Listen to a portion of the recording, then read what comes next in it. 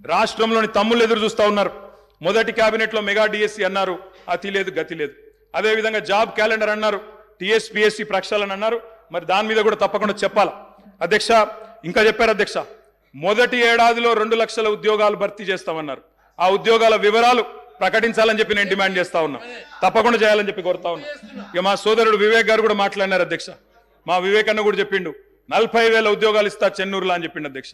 చెన్నూరు ప్రజలు ఆశగా మా వివేక్ అన్న గురించి చూస్తున్నారు. తప్పకుండా 40,000 ఉద్యోగాలు ఇవ్వాలని చెప్పి కూడా నేను కోరుతా ఉన్నా అధ్యక్ష. అధ్యక్ష ఇంకా చాలా చెప్పారు అధ్యక్ష. ఇట్లా హామీలు 1, 2 కాదు అధ్యక్ష, చాలా చెప్పారు. We welcome it. మీరు నిలబెట్టుకోండి, తప్పకుండా నిలబెట్టుకోండి, తప్పకుండా బ్రహ్మాండంగా పనిచేయండి. మేము చేసిన దానికంటే ఎక్కువ పని చేయండి, మేము చేసిన దానికంటే ఎక్కువ పేరు సంపాదించుకోండి.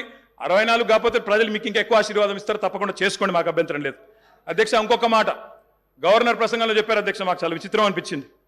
అమరుల త్యాగాలు, బలిదానాలు ఎవరు అధ్యక్ష? ఎవరి వల్ల చనిపోయినారు ఈ అమరులు? యాదిరెడ్డి అనే తమ్ముడు ఢిల్లీకి పోయి ఎవరి పేరు రాసి పెట్టి చచ్చిపోయినాడు అధ్యక్ష? ఇక్కడ ఉన్న వాళ్ళకి వినబడతలేదు మా ఆర్తనాదాలు అని చెప్పి ఢిల్లీకి పోయి రాసి చనిపోయిన మాట వాస్తవం కాదా అధ్యక్ష? తెలంగాణ ఉద్యమాన్ని అనగా తొక్కింది ఎవరు అధ్యక్ష? 1952లో 7 మందిని చంపింది ఎవరు?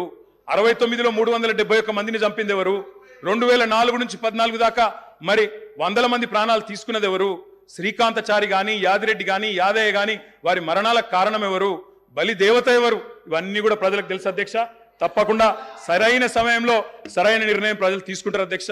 బలి దేవత అన్నదెవరో కూడా ప్రజలకు తెలుసు అధ్యక్ష. కావాలంటే రికార్డు ప్లే చేయమంటే కూడా చేస్తా. బలి దేవత ఎవరు, బలి దేవత అని అన్నదెవరు, ఇవన్నీ కూడా ప్రజల ముందు ఉన్నాయి, తప్పకుండా చెప్తాం అధ్యక్ష. అధ్యక్ష పౌర హక్కుల గురించి మాట్లాడింది, నియంతృత్వం, నిర్బంధం, ఇక అది జోక్ ఆఫ్ ద మిలేనియం అధ్యక్ష. కాంగ్రెస్ పార్టీ నియంతృత్వం గురించి మాట్లాడడం, నిర్బంధం గురించి మాట్లాడడం, ప్రజాస్వామ్యం గురించి మాట్లాడడం, ఎన్కౌంటర్ల పేరిట 100 మందిని కాల్చి చంపింది ఎవరు అధ్యక్ష?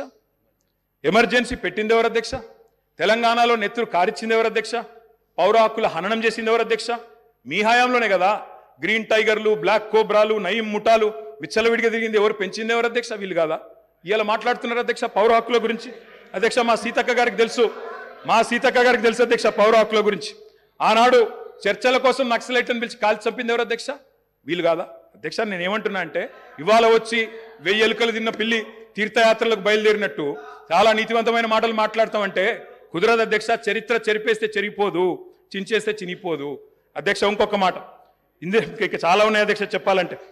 అధ్యక్ష ఒక్క మాట, విద్యుత్ రంగం గురించి చాలా చెప్పారు అధ్యక్ష. విద్యుత్ రంగం గురించి చాలా చెప్పారు అధ్యక్ష. విద్యుత్ రంగం మీద వాస్తవాలు చెప్పాల్సిన బాధ్యత మా మీద ఉంది. వాళ్ళ శ్వేతపత్రాలు అంటున్నారు అధ్యక్ష. వీళ్ళు కొత్తగా ప్రచురించేది ఏం లేదు అధ్యక్ష, మేమే ప్రచురించిన ఆల్రెడీ శ్వేతపత్రాలు. ఇగో కోకొల్లలుగా ఒకటి కాదు అధ్యక్ష, శాఖల వారీగా 10 సంవత్సరాలు తెలంగాణ దశాబ్ది ఉత్సవాల సందర్భంగా అన్ని శాఖల శ్వేతపత్రాలు మేము ప్రచురించినాం. కావాలంటే పంపిస్తాం. గదే అధికారులు, గదే ఐఏఎస్ అధికారులు, కొత్తగా వచ్చిన వాళ్ళు ఎవరు లేరు, వాళ్ళే ఉన్నారు, వాళ్ళే ఇస్తారు. గదే లెక్క. మీరు తిమ్మిని బమ్మిని చేస్తామన్నా, మసిపూసి మారేడికాయ చేస్తామన్నా మార్చగలిగింది ఏం లేదు. ఆల్రెడీ శ్వేతపత్రాలు ఉన్నాయి సార్, కొత్త ప్రచురించేది ఏమీ లేదు, వాళ్ళు కొత్తగా సాధించేది కూడా ఏం లేదు అధ్యక్ష. అధ్యక్ష ఆనాడు కాంగ్రెస్ పరిపాలనలో ఎట్లా ఉండేది అధ్యక్ష? విద్యుత్ రంగం కాలిపోయే మోటార్లు, పేలిపోయే ట్రాన్స్ఫారంలు, ఎక్కడికక్కడ మొత్తం లో వోల్టేజ్ సమస్యలు, దొంగలు వచ్చే కరెంటు కోసం, అర్ధరాత్రి వచ్చే కరెంటు కోసం బాయికాడవై పండుకునే పరిస్థితులు. ఇప్పుడే ఇందాక రేవంత్ రెడ్డి గారు మాట్లాడింది నేను చెప్పాను అధ్యక్ష. ఆఖరికి ఎవరైనా చనిపోతే నెత్తి మీద నీళ్లు చల్లుకుందామంటే నీళ్లు లేని పరిస్థితి అధ్యక్ష. మరి ఇది నేను చెప్తున్న మాట కాదు అధ్యక్ష. ఈనాడు పేపర్లో రాసిన వార్త 2009 నుంచి 13 మధ్యలో, 2009 నుంచి 13 మధ్యలో 4 ఏళ్లలోనే 8198 మంది రైతులు కరెంటు షాక్లతో అధ్యక్ష. ఇది బలవన్మరణాలు కాదు, ఆత్మహత్యలు కాదు, కేవలం కరెంటు షాక్లతో చచ్చిపోయిన రైతులే 8198. ఇక వాళ్ళ 55 ఏళ్ల చరిత్ర తీస్తే చక్రొచ్చి పడతారు. నేను చెప్పాది అది, నేను దాని జోలికి కూడా పోను అధ్యక్ష. అధ్యక్ష ఇది చెప్పాలంటే చాలా ఉన్నాయి అధ్యక్ష. మా కౌశిక్ రెడ్డి గారు ఇక్కడే ఉన్నారు, హుజూరాబాద్ ఎమ్మెల్యే గారు. ఆ ఎమ్మెల్యే గారు గతంలో అక్కడ హుజూరాబాద్లో మరి కేసీఆర్ గారు స్వయంగా పోయి అక్కడ భిక్షపతి అని ఒక రైతు చనిపోతే మా మధుసూనాచారి గారు, మాజీ స్పీకర్ గారు, కేసీఆర్ గారు స్వయంగా పోయి ఆ రైతును పరామర్శించి ఆ కుటుంబాన్ని ఆదుకున్న పరిస్థితి. పాము కాటుతో చనిపోయినారు అధ్యక్ష.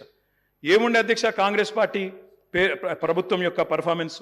పరిశ్రమలకు వారానికి 2 రోజులు పవర్ హాలిడేలు, రైతులకు ఏనాడు 5-6 గంటల మించి కరెంట్ ఇయ్యలే, ఎప్పటికప్పుడు మూతబడ్డ వేల కార్ఖానాలు, ఇక రాస్తే రామాయణం అంతా చెప్తే మహాభారతం అంతా అన్నట్టు సబ్ స్టేషన్ల ముంగట ధర్నాలు, ఇక ఎక్కడికక్కడ ఎండిపోయిన వరి చేన్లు మక్కంకులతో రైతుల రాస్తారు రోకోలు అధ్యక్ష ఆనాడు విద్యుత్ శాఖ మంత్రిగా ఆర్థిక శాఖ మంత్రిగా రోషయ్య గారు ఉండేది అధ్యక్ష, కొనిజేటి రోషయ్య గారు స్వయంగా ఒకసారి స్టేట్మెంట్ ఇచ్చినారు. ఏమని? నేను గనక సంవత్సరంన్నర లోపల విద్యుత్ వ్యవస్థను చక్కగా చేయకపోతే ఉరేసుకుంటా అన్నారు అధ్యక్ష. ఇదే శాసనసభలో. సంవత్సరంన్నర తర్వాత తుమ్మల నాగేశ్వరరావు గారు ఇంకా పెద్దలు వారందరికీ తెలిసి ఉండాలి, గుర్తుండాలి. ఆ రోజు రోషయ్య గారు బ్యాగులో పెట్టుకుని తెచ్చుకున్నారు అధ్యక్ష ఉరితాడు. నా వల్ల కాలేదు, ఇక ఉరేసుకోవడానికి నేను రెడీగా ఉన్నా అని చెప్పి ఇదే శాసనసభకి ఉరితాడు కూడా తెచ్చుకున్నారు అధ్యక్ష. అది వీళ్ళ పర్ఫార్మెన్స్. అధ్యక్ష విద్యుత్ సంస్థల లెక్కలు చెప్పిన అధ్యక్ష. లెక్కలు తప్పకుండా లెక్కలు చెప్పాలా. నేను లెక్కలు చెప్పాను. అప్పుల పాలు చేశామన్నారు. అప్పుల పాలు గౌరవ శాసనసభ్యులకు అబ్జెక్ట్ చెప్ప ఏం చెప్తున్నా లెక్కలు చెప్తున్నా సార్, లెక్కలు చెప్తున్నా. స్వర్గీయ రోషయ్య గారు ఈ భూమి మీదనే లేడు కాబట్టి ఆయన పేరు తీసుకోవాల్సిన అవసరం లేదు. Okay sir. ఎవరైనా బతికిన వాళ్ళు ఉంటే వాళ్ళ పేరు తీసుకో. తప్పకుండా సార్.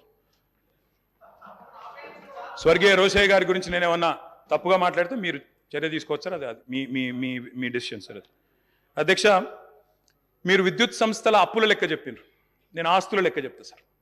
అధ్యక్ష 81,516 కోట్ల అప్పు చేసిపోయిండ్రు అన్నారు అధ్యక్ష.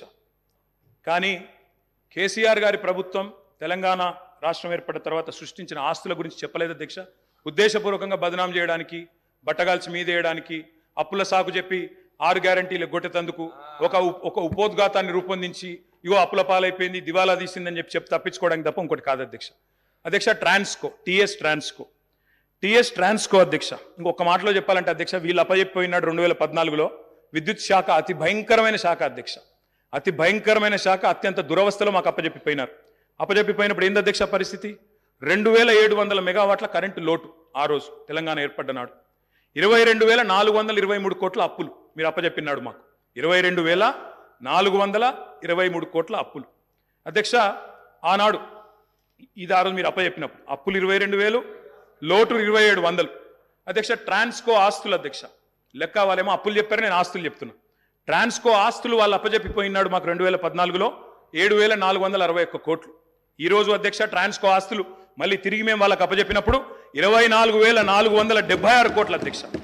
జెన్కో ఆస్తులు అధ్యక్ష, టీఎస్ జెన్కో ఆస్తులు ఆనాడు 19,607 కోట్లు 2014లో, ఈరోజు 53,963 కోట్ల అధ్యక్ష.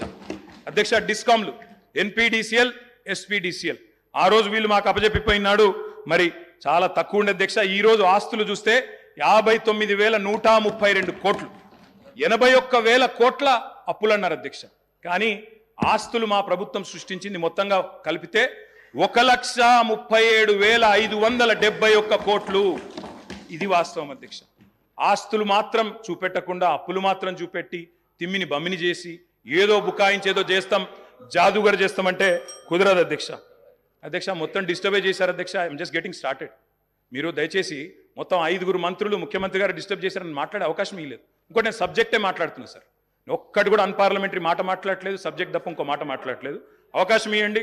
ప్రతిపక్షాలు నిర్మాణాత్మకమైన సూచనలు చేస్తే వారు వెల్కమ్ చెప్తానన్నారు, అందుకే చెప్తున్నా అధ్యక్ష. అధ్యక్ష 4,000 మెగావాట్ల యాదాద్రి థర్మల్ పవర్ ప్రాజెక్ట్ అధ్యక్ష దామరచెర్ల మండలం మిర్యాలగూడలో పెట్టినాము. అది రేపో మాపో కమిషన్ అవుతుంది. తప్పకుండా దాన్ని కూడా మరి పూర్తి స్థాయిలో నిర్మించాలని ప్రభుత్వాన్ని కోరుతా ఉన్నా.